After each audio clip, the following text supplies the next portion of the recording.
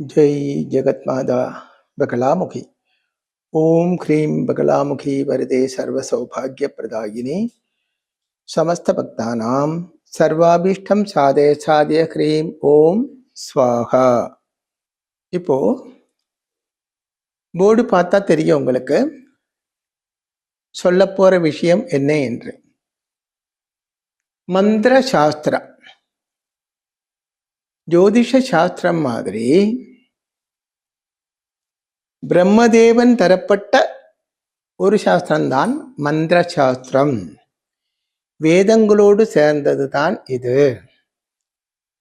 ஜோதிஷ சாஸ்திரம் சாட்சால் பிரம்மதேவன் தந்ததுதான். பிரம்மதேவன் ஜோதிஷ சாஸ்திரத்தை பிரகஸ்பதிக்கு, அதாவது தேவகுருவுக்கு உபதேசம் பண்ணியாச்சு. அவர் அந்த சாஸ்திரத்தை பராசர மகர்ஷிக்கு உபதேசம் பண்ணியாச்சு. அதில் இருந்துதான் ஜோதிஷத்தோட உள்பவம் பூமியில். அதே போல வேதங்களும் மந்திர சாஸ்திரங்களும் நமக்கு தந்தது சாட்சால் சிருஷ்டிகர்த்தாவாக இருக்கப்பட்ட பிரம்மதேவன் தான்.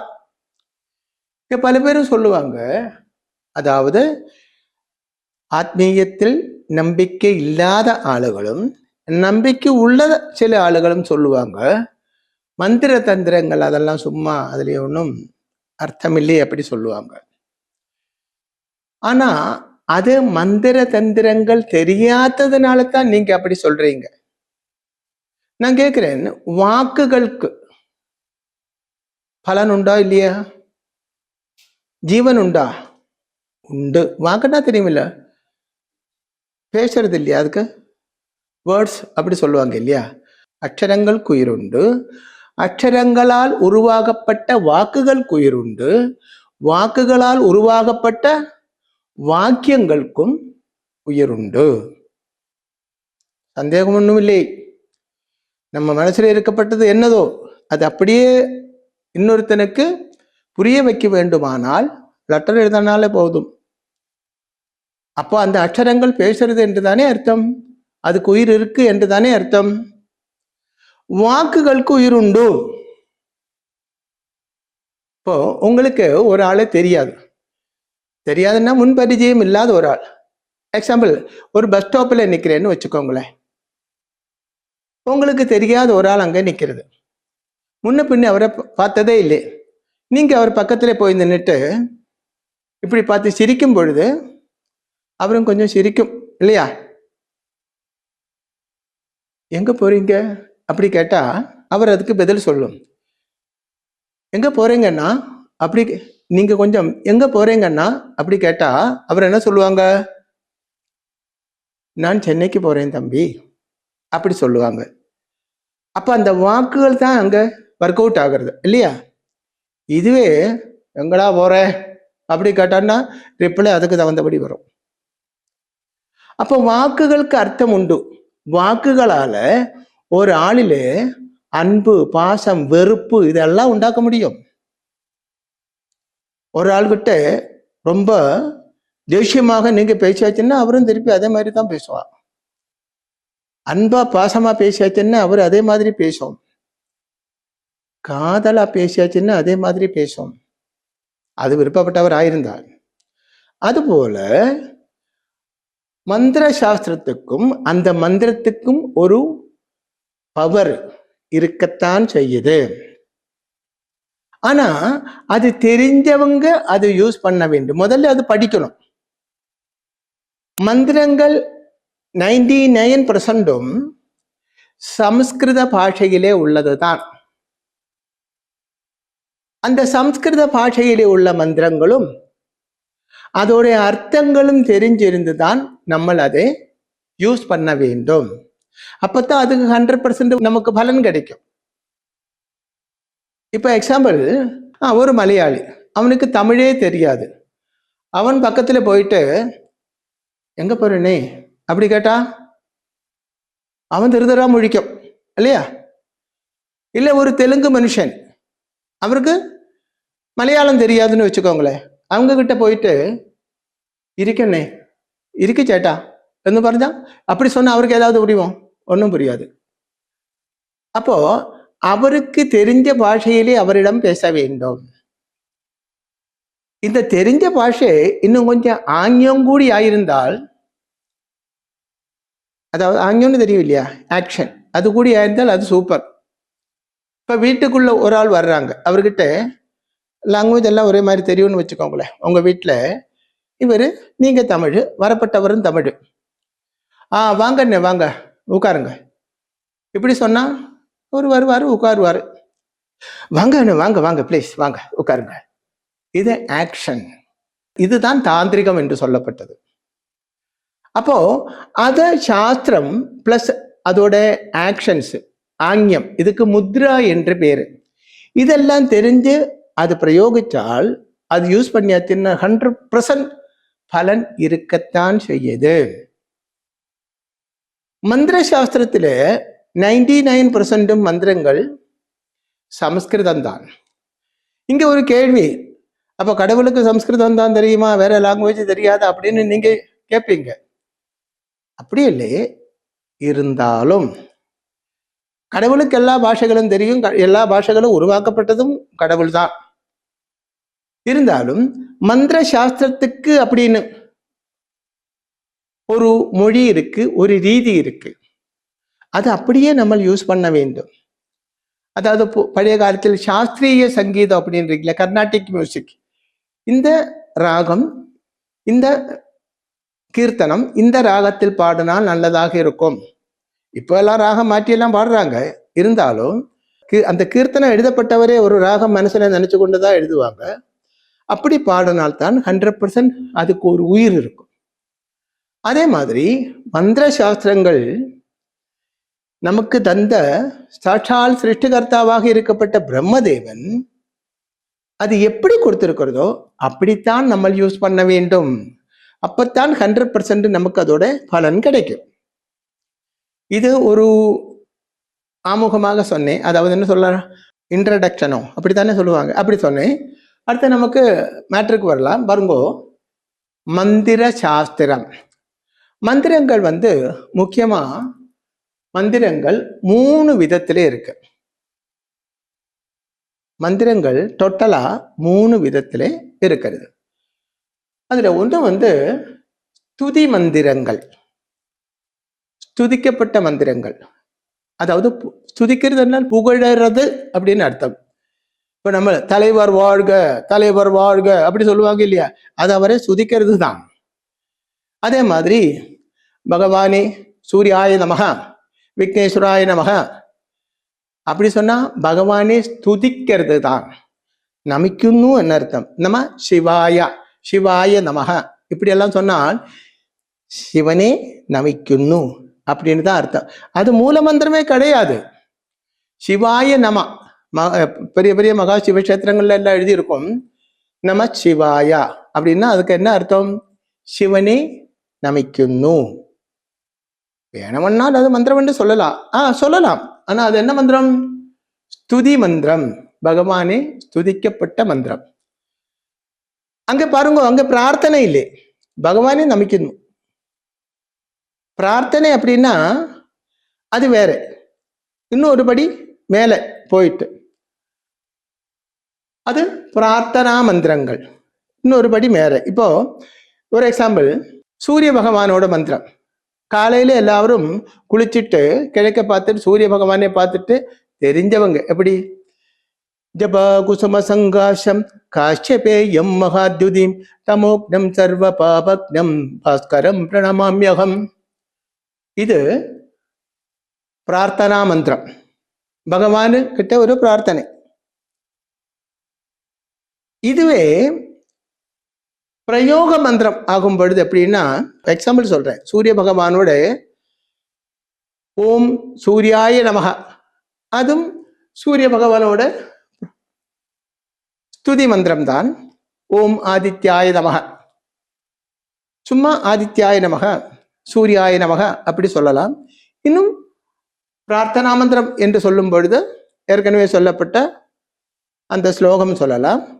அடுத்தது பிரயோக மந்திரங்கள். பிரயோக மந்திரங்கள் தான் மந்திர சாஸ்திரத்திலே பவர்ஃபுல்லான மந்திரங்கள். பிரயோக மந்திரங்கள் மிகவும் சக்தி வாய்ந்த பீஜ மந்திரங்கள். பீஜம் என்றால் வித்து என்றுதான் அர்த்தம். அப்போ மிகவும் சக்தி வாய்ந்த மந்திரங்கள் தான் பீஜ மந்திரங்கள். பீஜ மந்திரங்கள் தான் பிரயோக மந்திரங்கள். பிரயோக மந்திரங்கள் சொன்னா ஒரு காரியம் சாதிக்கிறதுக்காக ஒரு கர்மம் செய்யும் பொழுது பீஜ மந்திரங்கள் தான் யூஸ் பண்ண வேண்டும். பீஜம் என்ற அர்த்தத்து இந்த வாக்குக்கு அர்த்தம் வித்து. பீஜம் என்றால் வித்து என்ற அர்த்தம். வித்து நம்ம கையில வச்சு கொண்டிருந்தா யூஸ் உண்டா? ஒரு பிடி விதை வாரிட்டு நெல் ஒரு பிடி வாரிட்டு அது கையில வச்சுட்டு இருந்தா அப்படியே கையில தான் இருக்கும் இல்லையா? அது பலசித்தி உண்டாக வேண்டுமானால் என்ன செய்ய வேண்டும்? பூமி கொஞ்சம் உழுதுட்டு அங்க போட்டுட்டு அது நினைச்சு கொடுத்தால் அது முளைச்சு வரும். அந்த ஒரு பிடியிலிருந்து 100 பிடி நெல் நமக்கு கிடைக்கும் இல்லையா? அதே மாதிரி பீஜ மந்திரங்கள் எல்லாம் பிரயோக மந்திரங்கள் தான். அது பிரயோகிக்கிறது என்றால் அதை உபயோகப்படுத்துறது. அதுக்கு தான் பிரயோகிக்கிறது என்று. ஏதாவது உபயோகப்படுத்துறது எப்படியாவது அல்ல. இந்த மந்திரங்கள் இன்ன ரீதியில் உபயோகிக்க வேண்டும் அப்படி இருக்கு. அப்படி உபயோகிக்கப்பட்டதுக்கு தான் பிரயோகங்கள் அப்படின்னு சொல்றது. அப்போ ஒரு மந்திரத்தை கொண்டு 6 விதமான காரியங்கள் சாதிக்க முடியும். மந்திர சாஸ்திர பிரகாரம் ஒரு பீஜ மந்திரத்தை கொண்டு 6 விதமான காரியங்கள் சாதிக்க முடியும் ஒரே ஒரு மந்திரத்தை கொண்டு. இதுக்கு ஷட் கர்மங்கள், ஷட் என்றால் 6, ஷட் கர்மங்கள் அப்படி சொல்லுவாங்க. பீஜ மந்திரங்கள் எல்லாம் ஷட் கர்மங்கள் செய்வதற்காக உள்ள மந்திரங்கள் தான். அப்ப பீஜ மந்திரம் சும்மா கையில வச்சுட்டு இருந்துட்டு காரியம் இல்லை. ஜபம் பண்ணலாம், ஜபம் பண்ணனால் சித்தி வரும். அதாவது ஜபம் பண்ணப்பட்டவனுக்கு ஒரு பவர் வரும். ஆனால் அந்த பவர் அடுத்தவருக்கு யூஸ் பண்ற மாதிரி இருக்க வேண்டுமானால் அது பிரயோகிக்க வேண்டும், உபயோகப்படுத்த வேண்டும். அப்படி பீஜ மந்திரங்களை கொண்டு என்னெல்லாம் செய்யலாம் என்றால் 6 கர்மங்கள்: சாந்தி, வச்சியம், ஸ்தம்பனம், வித்வேஷனம், உச்சாடனம், மரணம். இப்படி 6 விதமான கர்மங்கள் செய்ய முடியும். சாந்தி என்றால் நல்ல காரியங்களுக்காக உபயோகப்பட்டதெல்லாம் சாந்தி. நம்மளோட தோஷங்களை மாற்ற வேண்டும், சாந்தி கர்மத்தில் படும். செய்வன தோஷம் இருக்கு, அதை மாற்ற வேண்டும், சாந்தி கர்மம் தான். கிரக தோஷங்கள் மாற்ற வேண்டும், சாந்தி கர்மங்கள் தான். நமக்கு ஒரு மங்கல்யம் சுபமாக நடக்க வேண்டும், சாந்தி கர்மம் தான். ரோகம் மாற வேண்டும், சாந்தி கர்மம் தான். இப்படி நல்லதுக்காக செய்யப்பட்டதெல்லாம் சாந்தி கர்மங்கள். அது சாந்தியில வருது. அடுத்தது வசியம். வசியம் என்று சொல்லும் போது அதுக்கு 2 பாகங்கள் இருக்கு. பிளஸ் உள்ள வசியவும் இருக்கு, மைனஸ் உள்ள வசியவும் இருக்கு. இப்போ ஒருவள் கல்யாணம் பண்ணிட்டு அவளோட ஹஸ்பண்ட் அவள் சொல்றது மாதிரி ஒண்ணுமே கேட்கறது இல்லையே, அவன் ரொம்ப மோசமா நடக்கிறா அப்படின்னா வசியம் பண்ணலாம். இதுக்கு பதிவசியம். அது நல்ல கர்மம் தான். தன்னுடைய மக்கள் ரொம்ப மோசமான வழியிலே போகுது, சொல்றது ஒண்ணுமே கேட்கறது இல்லை, கெட்ட வழியிலே போயிட்டு இருக்கு. அப்ப சந்தான வசியம் பண்ணலாம், அது நல்ல விஷயம்தான். இப்படி நல்லதுக்காக பண்ணப்பட்டது வசியம். இதே வசியத்தை தோஷமாகவும் செய்வாங்க. ஆனா அது துர்தேவதைகளே உபாசிக்கப்பட்டவங்க வச்சிய கர்மம் தோஷமாக, அடுத்தவனோட சொத்து நமக்கு கிடைக்கணும், அடுத்தவனோட வைஃப் நமக்கு சாதகமாக மாறணும், இந்த மாதிரி எல்லாம் பண்ணுவாங்க. அது நீஜ தேவன்மாரே உபாசிக்கப்பட்டவர் செய்யப்பட்டது. அடுத்தது ஸ்தம்பனம். ஸ்தம்பனம்னா ஒண்ணுமே பண்ண முடியாது. இப்படி பகலாமுகி மகாமந்திரம் பாருங்க, அதுல ஸ்தம்பனம் இருக்கு. ஓம் கிரீம் பகலாமுகி. அந்த கிரீம் அதுதான் அதுல உள்ள பீஜம். ஓம் கிரீம் பகலாமுகி சர்வ துஷ்டானாம், அனைத்து துஷ்டன்மாருடையும், துஷ்டானாம் துஷ்டன்மாரே ஸ்தம்பனம் செய்யறது தப்பொன்னும் இல்லை இல்லையா, நல்லவனே இல்லை. சர்வ துஷ்டானாம் வாஜம் முகம் பதம் தம்பய ஜிக்வாம் கீழைய புத்தி முனாச்ச கிரீமோம் சுவாக. அவனோட அதாவது துஷ்டன்மார் செயல்படாமல் போக வேண்டும், அவனோட பார்வை ஸ்தம்பிக்க வேண்டும், நாக்கு ஸ்தம்பிக்க வேண்டும், கால் ஸ்தம்பிக்க வேண்டும். அப்படி சொன்னா சுருக்கமா டோட்டலா ஸ்தம்பனம் ஆயிடுச்சுன்னா டெட் பாடி மாதிரி அப்படியே சும்மா கடுக்க வேண்டும். தடி மாதிரி, உயிருள்ள ஒரு தடி அப்படியாக யாரே சத்ருவே அப்படி செய்ய வேண்டும் அப்படின்னு தான். இதுவே துர் தேவதைகளே உபாசிக்கப்பட்டவர் மோசமாக செய்வனே பண்றதுக்காக இது யூஸ் பண்ணுவாங்க. அது துர்தேவதைகளே உபாசிக்கப்பட்டவர் தான் பண்ணுவாங்க. பிளஸ் வித்வேஷனம். வித்வேஷனம்னா இப்போ உங்களுக்கு ஒரு எனிமி இருக்குன்னு வச்சுக்கோங்களேன். உங்களுக்கு எனிமி இருக்கு, அது 2 பேர் சேர்ந்து தான் உங்களை அட்டாக் பண்ணிட்டே இருக்கு. நீங்க நல்லவன் தான், ஆனா உங்களோட 2 எனிமியும் சேர்ந்து உங்களை அட்டாக் பண்ணிட்டு இருக்கு. அவர் 2 பேரும் ஒண்ணு சேர்ந்து இருக்கிறதா இருந்தா உங்களுக்கு நல்லது. அவங்க 2 ஒண்ணு சேர்ந்தாச்சுன்னா உங்களுக்கு பிரச்சனை தான். அப்ப அவங்க ஒண்ணு சேராமல் பார்க்க வேண்டும். சப்போஸ் ஒண்ணு சேர்ந்து இருக்குன்னா அந்த ஒண்ணு சேர்ந்து உங்களை அட்டாக் பண்ணப்பட்ட அந்த எனிமியை பிரிக்க வேண்டும். புரிஞ்சிருக்கா? அதாவது ஒரு கூட்டம், ஒரு கும்பல் சேர்ந்து உங்களை அட்டாக் பண்ணிட்டே இருக்கு. அந்த கும்பலை அந்த சின்ன பின்னமாக்க பலதாக பிரிக்க வேண்டும். அதுக்குதான் வித்வேஷனம். இந்த வித்வேஷனத்தை சுப பலத்துக்கும் யூஸ் பண்ணலாம். அதாவது சில விஷயங்களுக்கு நாங்க அது பண்றது உண்டு. எப்படின்னா, ஒரு பொண்ணு ஒருத்தனை லவ் பண்றாங்க, இல்ல ஒரு பையன் ஒரு பொண்ணை லவ் பண்றாங்க, அவங்க கல்யாணமாகி பிரிஞ்சு போய்விடும். அப்படி இருந்தால் அந்த கல்யாணம் நடக்காமல் தடுக்கணும். அது நல்ல விஷயம் தானே. ஒரு பொண்ணு ஒருத்தனை லவ் பண்றாங்க, அவனும் ரொம்ப கெட்டவன். அப்பா அம்மா சொல்றாங்க, பொண்ணு ஒருத்தனை லவ் பண்ற சாமி, அவன் ரொம்ப கெட்டவன், ஆல்ரெடி அவனுக்கு இதே மாதிரி பல தொடர்புகளும் இருக்கு, பல ரிலேஷன்ஸும் இருக்கு, அவனோட ஃபேமிலியும் நல்லதல்லே, அவன் ரொம்ப குடிக்கிறான், பொண்ணு அவனையே நம்பி இருக்கா, எனக்கு அவனே போதும், நீங்க கல்யாணம் பண்ணி கொடுக்கலன்னா நான் அவங்க கூட ஓடி போயிருன்னு சொல்றா. அப்படி எல்லாம் சொல்லுவாங்க. அப்ப இங்கே வித்வேஷனம் பண்ணலாம். வித்வேஷனம் எதுக்குன்னா அவனையும் அவளையும் பிரிக்கணும். இது நல்லதுக்காக பண்ணப்பட்ட வித்வேஷனம். பிளஸ் இங்கே வசியமும் பண்ணும்.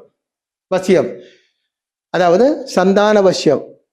அவரிலிருந்து பிரிஞ்சிட்டு அவள் வீட்டுக்கு வரணும், அப்பா அம்மா சொல்றது கேட்கணும்.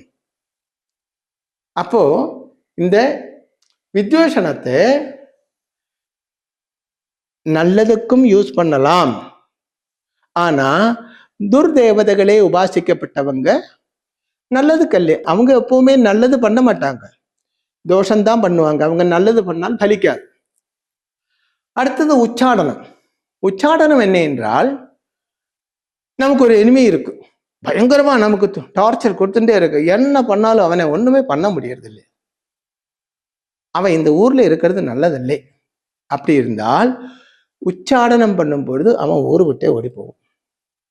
அவனுக்கு ஊர்ல இருக்க முடியாத சூழ்நிலை உருவாகும். ஊரு விட்டு ஓடி போறதுக்காக பண்ணப்பட்டதுதான் உச்சாடனம். அடுத்தது மாரணம். 6வது மாரணம். மாறணும்னா சத்ரு இறந்து போறதுக்காக பண்ணப்பட்டதுதான். அது சில மந்திரவாதிகள் எல்லாம், துர்மந்திரவாதிகள், அதுக்குன்னு சில ஆளுகள் இருக்காங்க. அவங்க இந்த மசானத்துல எல்லாம் வச்சுதான் அந்த மாதிரி பூஜைகள் பண்ணுவாங்க. அதிகவும் அகோரிகள் இதெல்லாம் படித்தவர் ரொம்ப பெரிய, இந்த ஷட்கர்மங்களும் படிச்ச அகோரிகள் இருக்காங்க. அவர் பண்ணியாச்சுன்னா இதுக்கெல்லாம் ரொம்ப பவர்ஃபுல்லாக, ரொம்ப அற்புதகரமாக உள்ள பலங்கள் உண்டாகும்.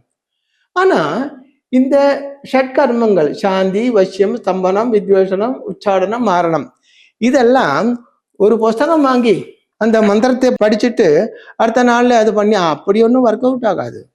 என்ன பண்ண வேண்டுமானால் மந்திரத்தை உபாசனை செய்யணும்.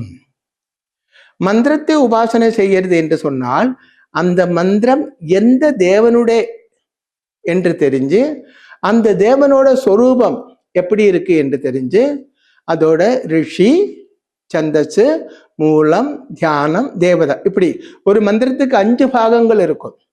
ரிஷி, சந்தஸ், மூலம், தேவதா, தியானம், இப்படி 5 பாகங்கள் இருக்கும்.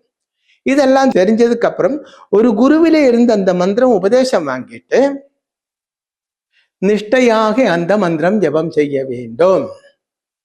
அதாவது இப்போ 7 மணிக்கு அப்படின்னா அந்த 7 மணிக்கு டெய்லி அந்த மந்திரம் ஜபத்துக்கு உட்காரணும். பூஜை பண்ணிட்டு மந்திர ஜபம் ஆரம்பிக்கணும்.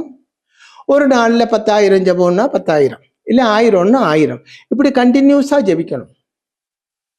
மந்திரங்களுக்கெல்லாம் ஒரு சங்கியா இருக்கு, மந்திர சங்கியா அப்படி சொல்லுவாங்க. மந்திர சித்தி வர வேண்டுமான். இப்போ எக்ஸாம்பிள் சிவ பஞ்சாட்சரம் நம சிவாய, இது சிவ பஞ்சாட்சரம் நம சிவாய. உண்மையிலே மகாதேவனுக்கு சரியாக சாஸ்திர விதிப்படி உள்ள மூல மந்திரம் என்று சொல்லப்பட்டால் பஞ்சாட்சரம் அல்ல, சப்தாட்சரம் தான். ஓம் கிரீம் சிவாய நம, அதுதான் மகாதேவனோட உண்மையாக உள்ள மூல மந்திரம். அது 99.5% ஆளுகளுக்கும் தெரியாது. நம சிவாய நம சிவாய அப்படி பண்ணுவாங்க. சரி, அது அப்படியோ ஓகே. அப்போ ஓம் நம சிவாய அது ஷடட்சரம். பிரணவம் சேரும்போது பிரணவம் இல்லாம நம சிவாய நம சிவாய சிவ பஞ்சாட்சரம். இதோட சங்கிய 5 லட்சம், அதாவது அக்ஷர லட்சம்.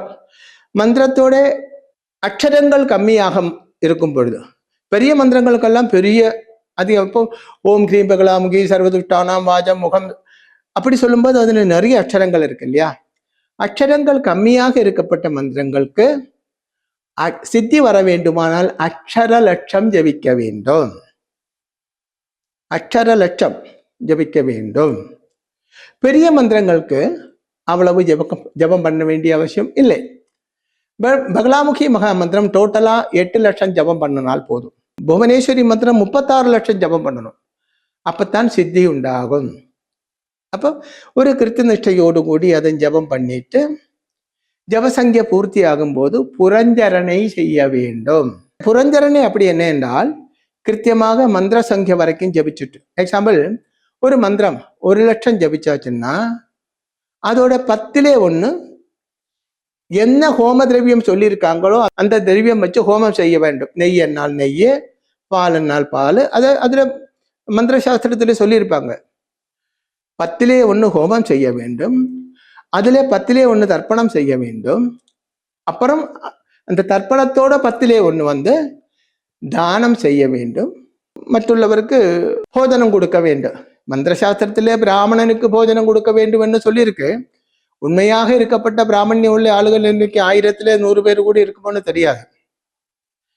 இப்படி செய்யப்பட்டதுக்கு தான் ஜபம், ஹோமம், தர்ப்பணம், தானம் இது 4ம் செய்ய வேண்டும். அப்படி இருக்கும்போதுதான் புரஞ்சரணை என்று சொல்லப்பட்டது. அப்படி பண்ணியதுக்கு அப்புறம்தான் மந்திரத்தை பிரயோகம் செய்யக்கூடிய பவர் அவனுக்கு உண்டாகும், அர்ஹதை உண்டாகும்.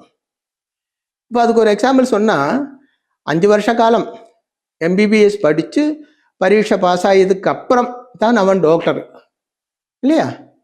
அதே மாதிரி லா படிச்சு எக்ஸாம் வின் பண்ணியதுக்கு அப்புறம் தான் அவன் அட்வொகேட் ஆகிறது. அதே போல இந்த எந்த மந்திரமா இருந்தாலும் அந்த மந்திரம் அதோட சாஸ்திர விதிப்படி ஜபம் பண்ணி புரஞ்சரணை பண்ணியதுக்கு அப்புறம் அது பிரயோகித்தால்தான் அவனுக்கு அதோட பலன் கிடைக்கும். ஆனால் அது செய்யப்பட்டவர் நம்ம நாட்டில எல்லாம் ரொம்ப ரொம்ப கம்மி தான். நார்த்ல எல்லாம் நிறைய ஆளுகள் ஆச்சாரியன்மார் இதுக்குன்னே இருக்காங்க, அவங்க பண்றாங்க. பழைய காலத்துல எல்லாம் கேரளத்துல எல்லாம் தந்திரிமார் எல்லாம் புரஞ்சரணை செய்தப்பட்டவர் இருந்தது. இப்போ அப்படி இருக்கும்னு கூட தெரியல. அப்ப பாருங்க, இப்போ மந்திர சாஸ்திரம் என்று சொல்லப்பட்டது 100% கரெக்ட் தான். மந்திர சாஸ்திரம் நமக்கு தந்தது பிரம்மதேவன் தான். ஜோதிஷ சாஸ்திரம் நமக்கு தந்தது பிரம்மதேவன் தான். உலகிலே உள்ள அனைத்து சாஸ்திரங்களும் நமக்கு தந்தது பிரம்மதேவன் தான். அது எப்படி தந்தாங்கன்னா, பிரம்மதேவன் நம்மளை சிருஷ்டித்த காலத்தில் நமக்காக ஒரு கிரந்தம் எழுதியாச்சு. அந்த கிரந்தத்தில் உள்ளதுதான் இதெல்லாம். இது அனைத்தும் கிரந்தம் என்றால் புஸ்தகம், அதோட பேரு தான் ஜீவிதானந்த சாஸ்திரம். அப்ப அந்த ஜீவிதானந்த சாஸ்திரத்தில் இவை அனைத்தும் சொல்லி இருக்கிறது. அதை பற்றி விளக்கமா அடுத்த ஒரு வீடியோல சொல்றேன். ஜெகத் மாதா மகாதேவியின் அனுகிரகத்தால் உங்களுக்கு ஆயுராரோக்கிய சௌக்கியமும் நல்ல மனசந்தோஷமும் சர்வகாரிய சித்தியும் உண்டாகட்டும் என்று ஆசீர்வாதம் செய்கிறேன். ஸ்ரீ சூரியமங்கலம் அத்வைத வேத வித்யாபீடத்தில் தாந்திரீக பூஜைகளில் சிறந்து விளங்கும் பல ஆச்சாரியர்களால் அமாவாசை மற்றும் பௌர்ணமி நாளன்று சிறப்பு யாகங்கள் நடைபெறுகின்றன. இந்த யாகங்களில் கலந்து கொள்வதன் மூலம் அன்னை ஸ்ரீ பகலாமுகி தேவியின் அருளால் நம் சர்வதோஷங்களும் நீங்கி சகல சௌபாகியங்களும் நம்மை பரிபூரணமாக வந்தடையும். ஸ்ரீ சூரியமங்கலம் அத்வைத வேத வித்யாபீடம் ஜோதிடம், பிரசன்னம், வாஸ்து, தாந்திரீக பூஜைகள் மற்றும் வேத யாகங்கள் செய்திட தொடர்புக்கு 7305442299 7305442299. தொடர்பு மையங்கள் சென்னை, கோவை, பெங்களூரு, ஹைதராபாத், விஜயவாடா, டெல்லி, மும்பை, திருநெல்வேலி, டெக்சாஸ்.